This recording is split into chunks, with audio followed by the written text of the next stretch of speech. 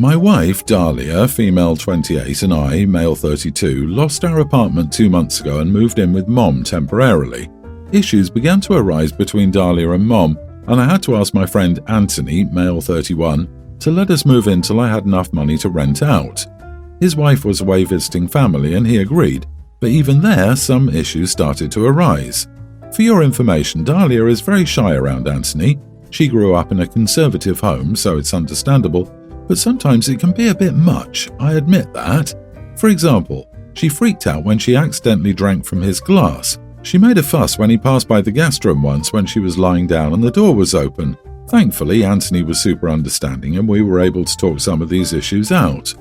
Last night, Dahlia was passing the hall and noticed a framed picture of Anthony and his wife kissing hanging on the wall. She told me about it and said it made her uncomfortable. She asked if I could speak to Anthony about it, but he didn't take it well.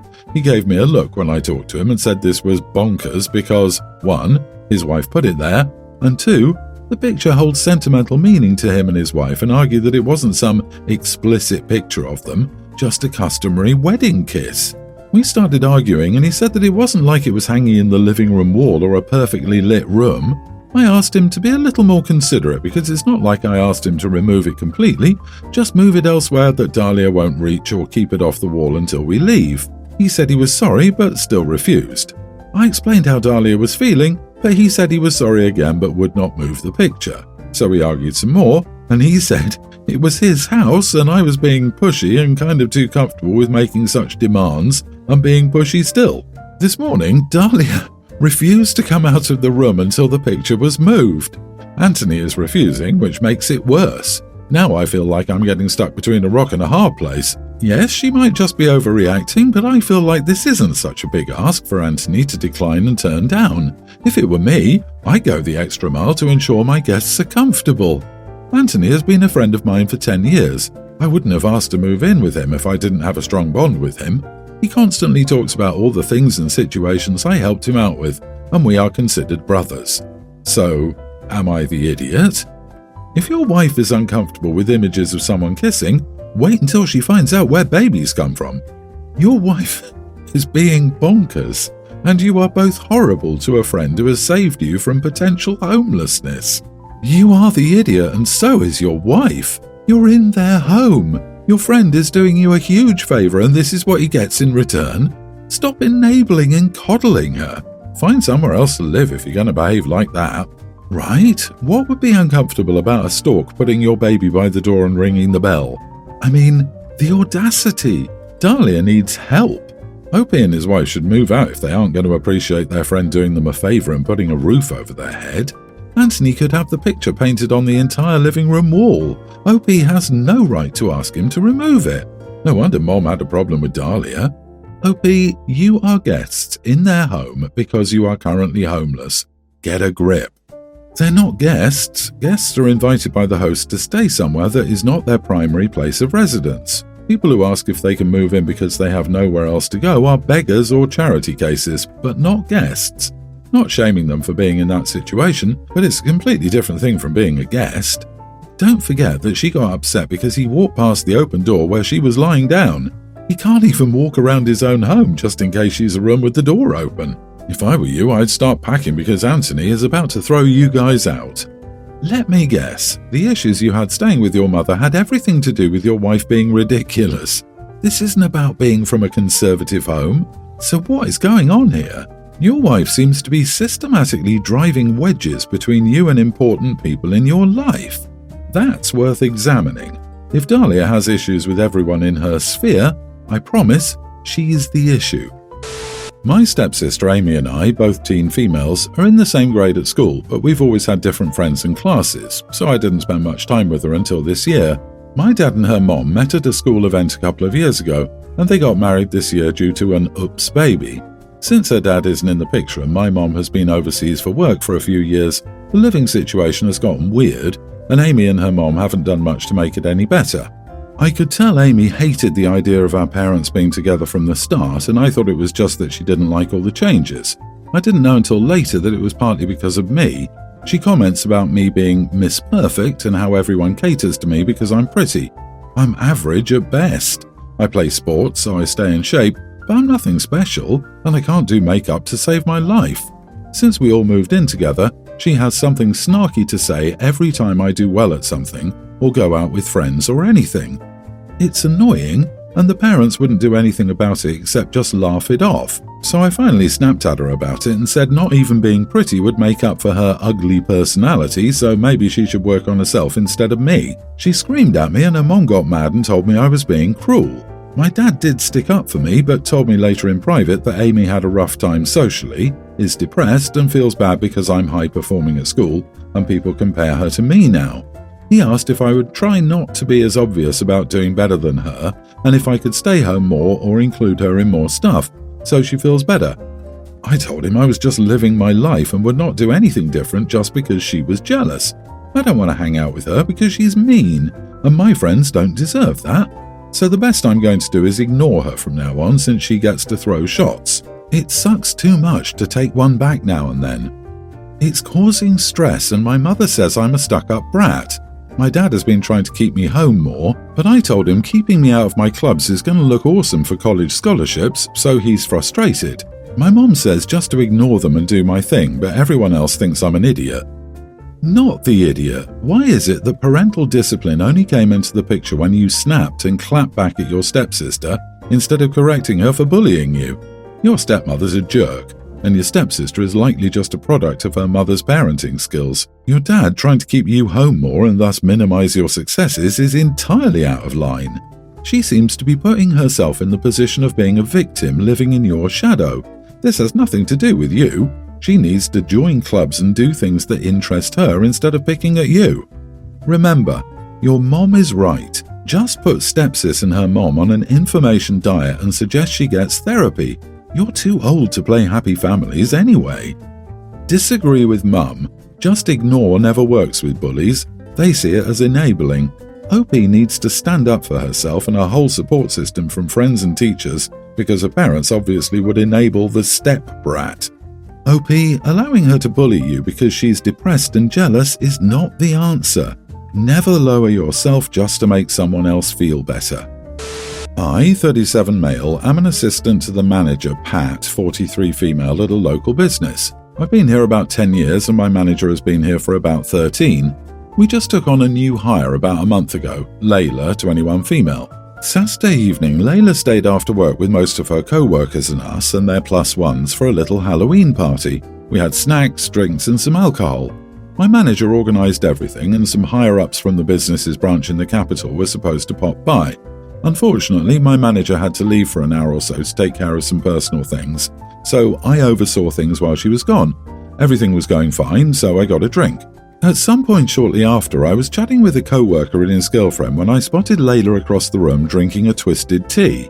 The thing is, I didn't know she was 21. While 18 is our age minimum for hiring, Layla looks 14 or 16, so it seemed like if she was 18 it was only barely, so I thought she was drinking underage.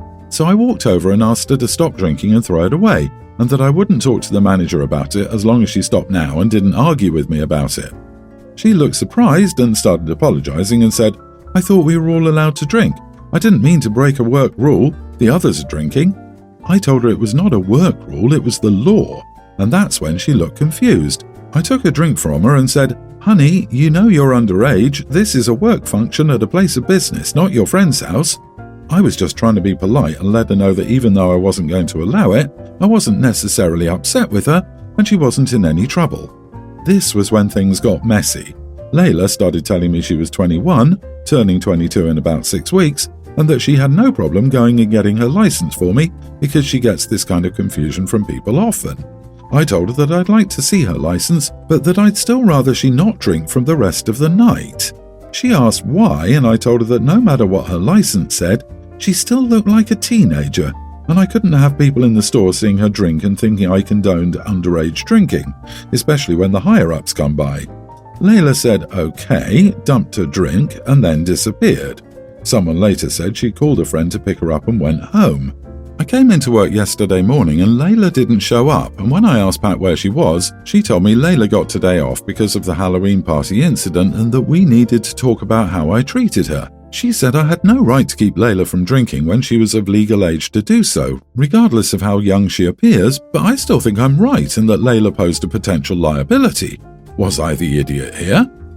OMG. The thought of someone under 21 drinking a whole can of twisted tea at a party. The police will come. You will lose your career over this.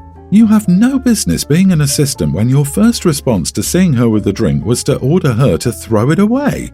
You were an idiot at that moment. Then you made the situation worse and worse with your rude, misogynistic, ageist bullying.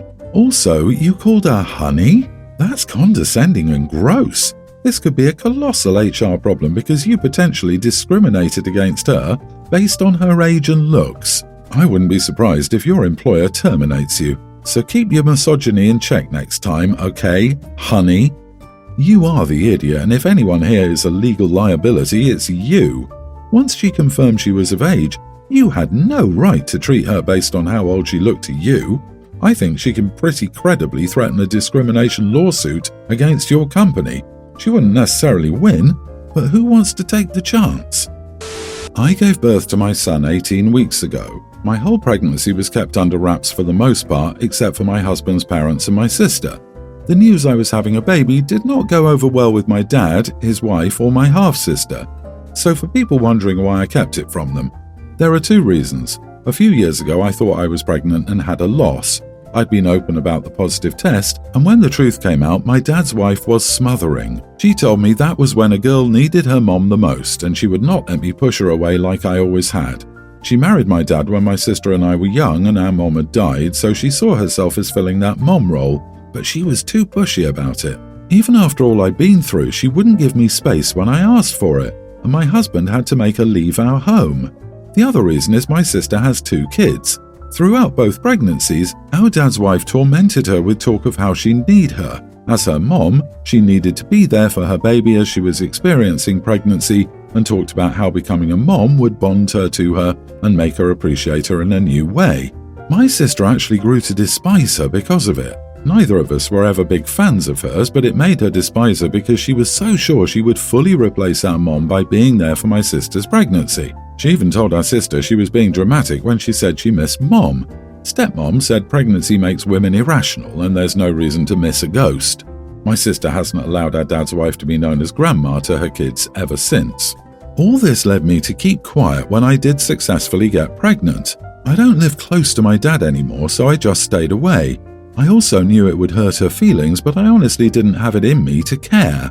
My dad was furious, and his wife and my half-sister still sent me messages about how cruel and unfair I was, and how I robbed them of the excitement and tainted the whole experience.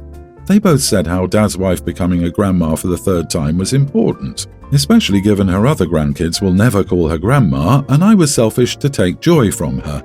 So, am I the idiot? Nope, not the idiot at all. Your stepmother sounds smothering. You did the best for yourself, your husband, and your child. Your pregnancy and birth were never about them. You cannot force love or close connections with people. They either mesh well together or they don't. Step-parents who try to replace a dead parent completely will almost always fail to make the bonds they're trying to forcefully forge. Was she expecting your baby to call her grandma when it flew out in the delivery room? This woman is not your stepmother. She is merely your dad's second wife. Sounds like they need an intervention to make it clear that their fantasy is not real and will never happen. They're still upset because they believe in their version of their fantasy family and thus think they're being treated unkindly.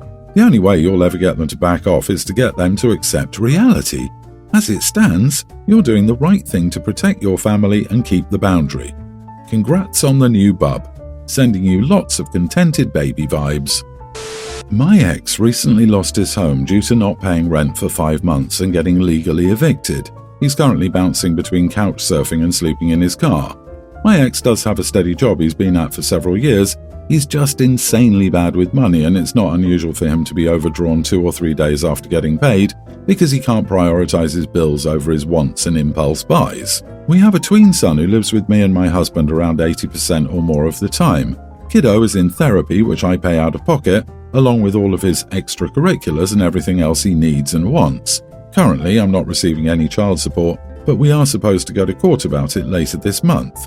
My ex is asking me to consent so he doesn't have to pay child support, but that keeps all the financial burden on my husband and me and alleviates my ex from taking any real responsibility for our son. X is the type to see kiddo when it's convenient for him, but never do more than the absolute minimum effort required. I feel our son deserves to be supported by his bio dad too, and we should let the state decide the amount of child support that's fair based on the facts and incomes. However, my ex is upset and saying there's no way he can afford both child support and be able to get a new place to live, and I'm being unfair to him when I don't actually need his money, and we, husband and I, can easily cover kiddo's expenses. Am I the idiot for wanting to pursue child support no matter what? Not the idiot. Your ex-husband is homeless because he can't manage his money. He has a steady job and you're right in allowing the courts to investigate and decide if he needs to pay child support and how much. The state will take the child support out of your ex's paycheck before he has a chance to squander it. This isn't uncommon. Don't give it a second thought. Keep raising your little guy right and move on. If you sign off on him not paying support now, he'll never pay support ever. So he's clearly comfortable with his living situation, and he'll just do it until the end to avoid using his money for anything other than his impulses. He's an adult, and paying bills and child support and rent is a very crucial part of being an adult. You're not obligated to bail him out because of his lack of control.